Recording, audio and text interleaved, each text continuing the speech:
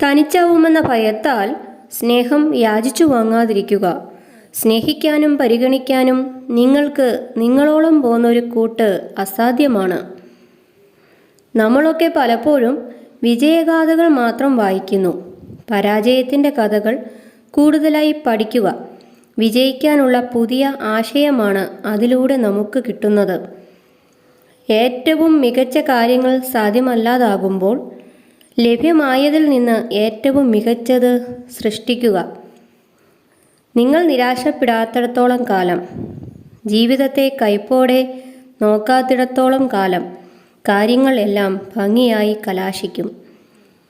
വിശ്വാസമില്ലാത്തിടത്ത് തർക്കിക്കരുത്. തെറ്റില്ലാത്തിടത്ത് തല താഴ്ത്തരുത്. വിലയില്ലാത്തിടത്ത് സ്നേഹം ആഗ്രഹിക്കരുത്.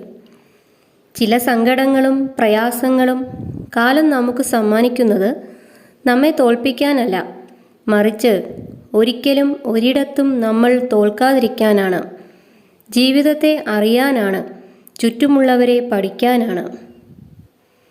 പരമാവധി തിരക്കിലാവാൻ നോക്കുക. ഇല്ലെങ്കിൽ പലതും ഓർത്തോർത്ത് നമ്മൾ ഇല്ലാതാകും. ലാഭം മാത്രം നോക്കി ബന്ധങ്ങൾ നിലനിർത്തുന്ന ഈ ലോകത്ത് നഷ്ടം എത്ര വന്നാലും കൈവിടാതെ മുറുകെ പിടിക്കുന്ന ചിലരുണ്ടാകും നമ്മളോടൊപ്പം. ജീവിക്കാൻ പ്രേരിപ്പിച്ച ചില ഇഷ്ടങ്ങളോടും തിരിച്ചറിയാൻ സഹായിച്ച നഷ്ടങ്ങളോടും എന്നും നന്ദി ഉണ്ടാവണം.